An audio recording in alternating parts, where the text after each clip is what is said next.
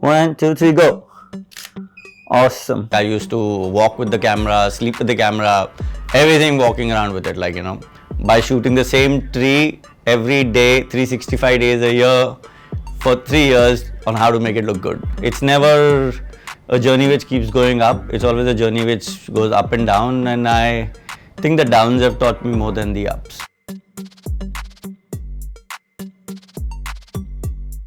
As a fashion photographer, I would describe myself as totally unapologetic. I am introspective sometimes and mostly playful. That's who I am. I decided to become a professional photographer when I was totally unemployed and bankrupt, which is actually a fact, and no kidding over there. But the journey started much earlier. I think it started when I was a kid and I used to look at my mom and dad's pictures, and they used to shoot, you can say, self-portraits in those days with film cameras. And I'm talking about those big box film cameras, which is really difficult, and they were stunning images. I still can't touch those images. With my own work, I don't think I'm even like 50% of their caliber. And they just did it as a hobby. So I think it just got ingrained somewhere. And all through college, that is something that I did. I started out in college, studying as a maths graduate. I studied law, but I started a chemical company when I was 19, maybe 18, 19. Here, I was the CEO, head of the company for 7, 8 years. And as luck would have it, it was like a partnership. It wasn't working out, so I opted out. And at that point, I didn't know what else to do in life. Photography was my passion. Like, I used to walk with the camera, sleep with the camera, everything walking around with it, like, So my parents were very supportive. They said, why don't you just do this? I mean, you love it, so do it. And that's it. I just started. I mean, it sounds easy, but it wasn't that easy. Learning photography without the internet in those days, without access to proper photography magazines, books, or any sort of courses, no colleges. Photography was not taken as a serious profession. So I struggled. I picked up whatever I could. I picked up my camera and experimented a lot. Like something as simple or complicated as composition took me 3 years to understand. By shooting the same tree every day, 365 days a year for 3 years on how to make it look good. And so it was an immense journey. I made a course for myself, how to use different lights on different faces, different angles, one light from 360 degrees, moving the light everywhere and taking photos. And it was film, it wasn't digital.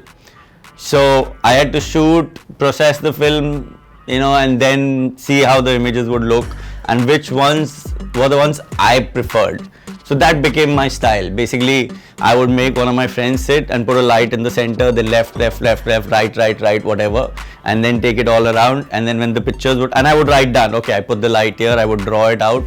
And when I would get the photos back, I would say, okay, photo number 1, this is how I shot it, this is how I put my light. Okay, no, I don't like it, And it was trial and error, experimenting like that with myself.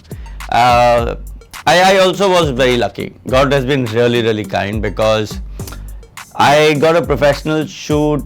When I say I got a professional shoot, actually, I had already done paid shoots right from the age of 19, 20. But a proper shoot with proper models, like a Miss India, and really styled well, a fashion shoot for some designers. I mean, I got it before I had even started my studio. And that got me noticed. And I got paid for it decently well. And then I was sitting free for 6 months, surviving on that money. And I used that 6 months to again experiment, understand film, understand lighting, understand what to do.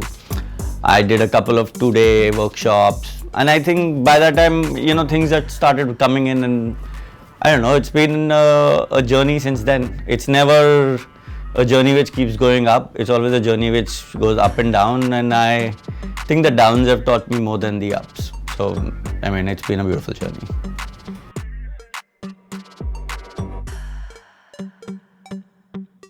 I didn't have one mentor. I had 10,000 mentors, because every image, every painting, every sculpture suddenly became a way of me trying to see how it was done, how it was shot, how did they light it, why do I like it?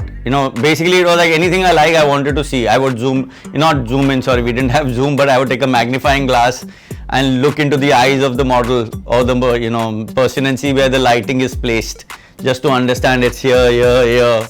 How many lights are there? You can see it in the iris of a photo, My mentoring happened along the way with many people. After turning professional, 2 years later, I went for a small 2-day course to a photographer's workshop, Girish Mistry, just to understand whether what I had learned or what I was doing was good enough or not. And so as things happened, I was already doing well. I was written about. I had come up with some special effects, and all the newspapers were writing about me. So when I walked into Girish's studio, I was less of a student and more of a professional sitting over there trying to understand, or guide his students, from in the world of fashion. And Girish has always been a sweet guy.